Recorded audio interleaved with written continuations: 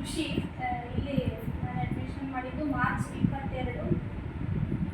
Admission ಮಾಡಿದ ಉದ್ದೇಶ ನನಗೆ ನನ್ನ ಮಗಳೇನು ಇಂಪ್ರೂವ್ ಇಲ್ಲ, ಅವಳು ಹುಷಾರಾಗಬೇಕು ಅದೇನು ಇರಲಿಲ್ಲ. ನಾನು ಟೀಚರ್ ಇರೋದ್ರಿಂದ ಆಕೆಗೆ ಫಸ್ಟ್ ನಾನು ಎಲ್ಲ ಕಡೆ ಅಡ್ವರ್ಟೈಸ್ಮೆಂಟ್ ಬರ್ಲಾತಿದ್ವು ಪೇಪರ್ನಾಗ.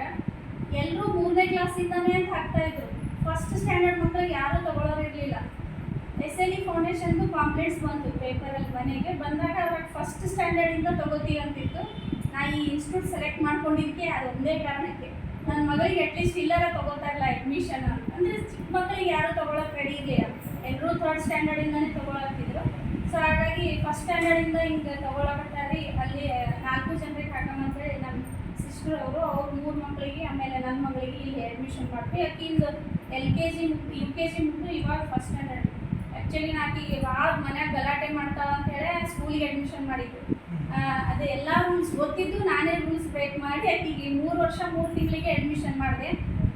LKGನೂ ಮುಗೀತು, UKGನೂ ಮುಗೀತು. ಬಟ್ ಸ್ಕೂಲನ್ನು ಯಾವುದೇ ಸ್ಕೂಲಿಗೆ ಬ್ಲೇಮ್ ಮಾಡಲ್ಲ, ಯಾವ ಟೀಚರ್ಸಿಗೂ ಬ್ಲೇಮ್ ಮಾಡಲ್ಲ. ನಾನೇ ಒಬ್ಬ ಟೀಚರ್ ಆಗಿರೋದ್ರಿಂದ ನಾ ಯಾವ ಟೀಚರ್ಸಿಗೂ ಬ್ಲೇಮ್ ಮಾಡೋಕ್ಕೆ ಹೋಗಲ್ಲ. ಸಮ್ಟೈಮ್ಸ್ ಮಕ್ಕಳಿಗೆ ಪರ್ಸ್ನಲ್ ಕೇರ್ ತೊಗೊಳಕ್ಕಾಗಲ್ಲ. ಸ್ಕೂಲಲ್ಲಿ ಒಂದು ಕ್ಲಾಸಲ್ಲಿ 40-50 ಮಕ್ಕಳು ಇರ್ತಾವೆ, ಸಮಾನ ಮನಸ್ಕರು ಇರ್ತಾರೆ. ಇಲ್ಲಿ SLE ಫೌಂಡೇಶನಿಗೆ ಬಂದಾಗ ಫಸ್ಟ್ ನನ್ನ ಮಗಳಿಗೆ 7 ತನ ಅಷ್ಟೇ ಬರ್ತಿದ್ರು ಮೊದಲಿಗೆ. ಸೊ ಆಕೆಗೆ ಬಂದು ವಂದನಾ ಮೇಡಮ್ ಅವರು ಫಸ್ಟ್ ಆಕೆಗೆ ಚೆಕ್ ಮಾಡಿದಾಗ ಮೇಡಮ್ ಈಗ ನಾವು ಇದು ಮಾಡ್ತೀವಿ ತೊಗೋರಿ, ಇಂಪ್ರೂವ್ ಆಲ್ರೆಡಿ ಇನ್ನೂ ಸ್ವಲ್ಪ ಇಂಪ್ರೂವ್ ಆಗಬೇಕು ಅಂತೇಳಿ. ಹೀಗಾಗಿ 19 ತನಕ ಮಗ್ಗಿ ಹೇಳ್ತಾಳೆ. ನಾ SSLC ತನಕನೂ ನನಗೆ 20 ತನಕ ಮಗ್ಗಿ ಬಂದಿಲ್ಲ. ನಾ ಗೌರ್ಮೆಂಟ್ ಟೀಚರಿಗೆ ನನಗೆ 20 ತನಕ ಮಗ್ಗಿ ಬಂದಿಲ್ಲ. ನನ್ನ ಮಗಳಿಗೆ ಸರ್ದು 20 ತನಕ ಮಗ್ಗಿ ಸರಾಗವಾಗಿ ಹೇಳ್ತಾಳೆ. ಇಲ್ಲಿಗೆ ಬಂದಮೇಲೆ SLE ಫೌಂಡೇಶನಿಗೆ ಬಂದಮೇಲೆ ಮಾರ್ಚ್ 22ಕ್ಕೆ ನಾನು ಕ್ಲಾಸ್ ಅಡ್ಮಿಷನ್ ಮಾಡಿದ್ದಕ್ಕಿಗೆ ಅದು ಇಲ್ಲಿ ತನಕ ಈಗ ಈ 22ಕ್ಕೆ 2 ತಿಂಗಳು ಆಗ್ತದೆ ಈಗ ಅಡ್ಮಿಷನ್ ಮಾಡಿ. ಭಾಳ ಇಂಪ್ರೂವ್ಮೆಂಟ್ ಆಗ್ಯಾಳ. 80% ಇಂಪ್ರೂವ್ ಆಗ್ಯಾಳಕ್ಕೆ. ಅಲ್ಲೂ ಸ್ಕೂಲಲ್ಲಿ ಕಲಿಸಿದ್ರು, ಅಲ್ಲೂ ಹುಷಾರೇ ಇದ್ದಳಕ್ಕೆ, ಅಲ್ಲೂ ಟೀಚರ್ಸ್ ಕೇರ್ ಮಾಡ್ಯಾರ, ಮಾಡಿಲ್ಲ ಅಂತಿಲ್ಲ. ಇಲ್ಲಿ ಸ್ವಲ್ಪ ಜಾಸ್ತಿ ಇಂಪ್ರೂವ್ ಆಗ್ಯಾಳ. ಒಂದು ಇನ್ನೊಂದೇನಪ್ಪ ಅಂದರೆ ಕರ್ಸಿವ್ ರೈಟಿಂಗ್ ಸ್ವಲ್ಪ ಹೇಳ್ಕೊಟ್ರೆ ಬೆಸ್ಟ್ ಆಗ್ತದೆ. ಕರ್ಸಿವ್ ರೈಟಿಂಗ್ ಹೇಳ್ಕೊಟ್ಟಿಲ್ಲ ಅಷ್ಟೇ. ಮತ್ತು ಕನ್ನಡ ಪರವಾಗಿಲ್ಲ. ಮ್ಯಾಥ್ಸ್ ಭಾಳ ಇಂಪ್ರೂವ್ ಆಗ್ಯಾಳ.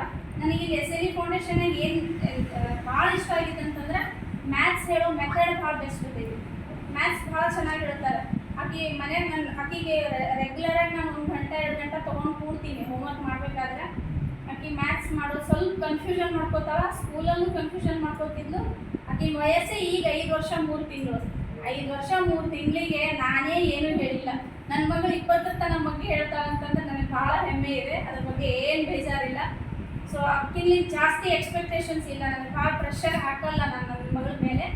ಸೊ ಆಕೆ ಎಷ್ಟು ಓದಾಳ ಅದ್ರ ಬಗ್ಗೆ ನನಗೆ ತೃಪ್ತಿ ಇದೆ. ನಾನು ಅಂದ್ಕೊಂಡಿದ್ದಕ್ಕಿಂತ ಹೆಚ್ಚು ಇಂಪ್ರೂವ್ ಆಗ್ಯಾಳ. ಇಲ್ಲಿ ಅವ್ನು ಸ್ವಲ್ಪ ಕನ್ಫ್ಯೂಷನ್ ಮಾಡ್ಕೋತಾಳ್ರಿ ಮ್ಯಾಥ್ಸ್ ಮಾಡ್ಬೇಕಾದ್ರೆ. ಬಟ್ ಮ್ಯಾಥ್ಸ್ ಹೇಳೋ ಮೆಥಡ್ ಭಾಳ ಅಪ್ರಿಷಿಯೇಟ್ ಮಾಡ್ತೀನಿ. ನಾನು ಭಾಳ ಚೆನ್ನಾಗಿ ಹೇಳ್ಕೊಡ್ತಾರೆ. ಆ ಥರ ಮೆಥಡ್ ನಾನು ಟೀಚರ್ ಆಗಿ ಕೂಡ ಆ ಮೆಥಡ್ ಯೂಸ್ ಮಾಡಿಲ್ಲ ನಾನು. ಮ್ಯಾಥ್ಸ್ ಹೇಳೋದಾಗಲಿ ಅದು ಹೇಳೋ ಟ್ರಿಕ್ಸ್, ಮ್ಯಾಥ್ಸ್ ಹೇಳೋ ಮೆಥಡ್ ಭಾಳ ಚಂದದ. ಅದು ಭಾಳ ಇಷ್ಟ ಆಗಿದೆ. ಸ್ವಲ್ಪ English cursive ಹೇಳ್ಕೊಡ್ರಿ.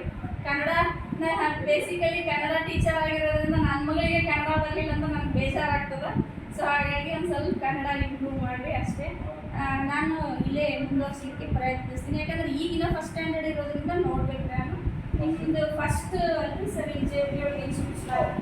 So first impression is best impression ಅನ್ನೋ ಥರ SLE foundation first impression best ಇಂಪ್ರೆಷನ್ನೇ ಮಾಡಿದೆ.